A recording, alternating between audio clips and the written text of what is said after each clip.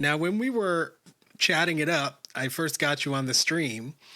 You revealed to me that your wife is racialized as white, and you were talking about interracial relationships and whatnot. And you had mentioned that that your wife was perceiving this America in 2025 or thereabouts, and kind of reflecting that it's not the America that she thought it was, you know, and you kind of already knew that this is what America is. And so, I mean, don't get me wrong. I get just as mad as anybody. of course, yeah, Because I just have a problem with folks lying.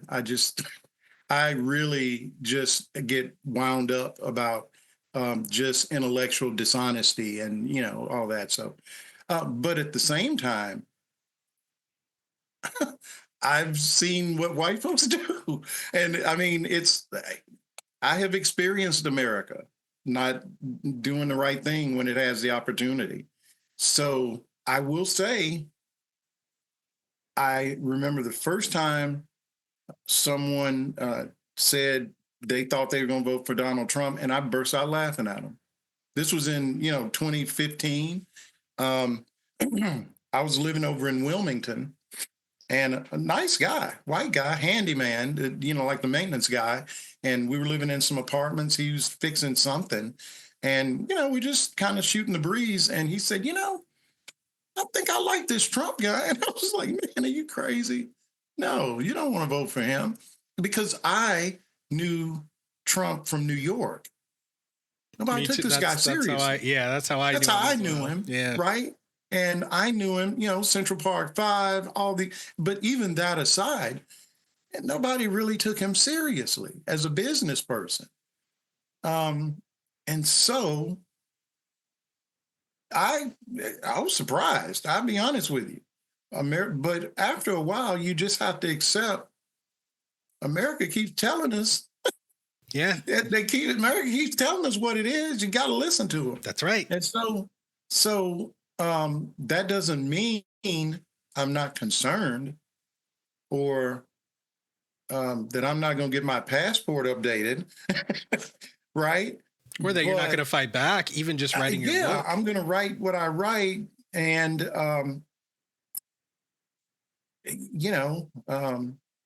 but from her, what I sense is just because, man, she's, so many people, like, Facebook, so many people that she has known that, see, I don't run across a lot of Black people that voted for Trump. I know a few guys that I have known that are Trump supporters, and it's real easy for me to hit the block button or the unfriend button, and I don't have to think about them. But for her, these are people that have been, when we lived in New York, that were friends, people that, she knew in Wilmington, whatever.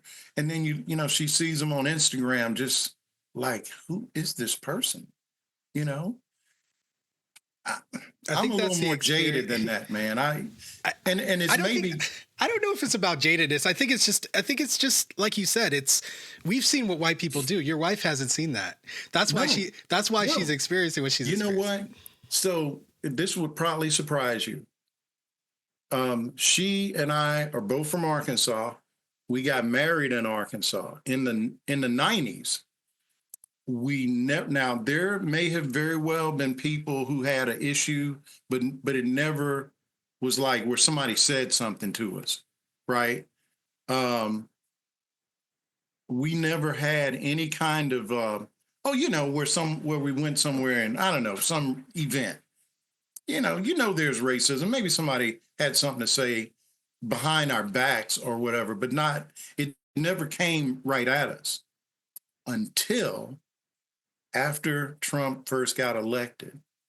We were it was like this time of the evening, we'd been somewhere and we're getting out of the car. We're just sort of standing in the driveway, and a truck, a truck full of white guys pass, just passed down the street in front of our house, hollering the N-word. And we both were so stunned. And she said, "Did you hear what they said?" And me, I don't think since that story I told in the beginning of those kids, I don't think I cannot remember anybody like shouting it at me like, like Mississippi Burning style, right? And I mean, we had to figure out, okay, what do we tell our kids? Do we tell them? The next day I filed a police report because we don't know, are these guys going to circle back the next night or what's going to happen? And so it unnerved me, but it really unnerved her because she had never, this was directed at both of us, but specific to me. It would never have happened if she'd been with a white guy, right? So I think the escalation of people being comfortable doing that kind of thing is what's been the biggest shock, I think. I'm not saying it hasn't shocked me, but I think it's a different kind of thing with her. Yeah, because I think, we all want to think the best of people, but it's just really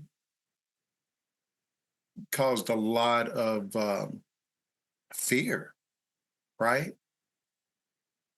Because you don't know what's going to happen next. Precisely. It's the fear of the unknown, and and what's in that bucket is pretty much all scary. So yeah. Yeah, I hear you. Thanks for watching. For access to the full-length conversation and all of the 2-hour-long unedited conversations that I've had on race, click the support link in the description below. Thanks for your support, and see you next time.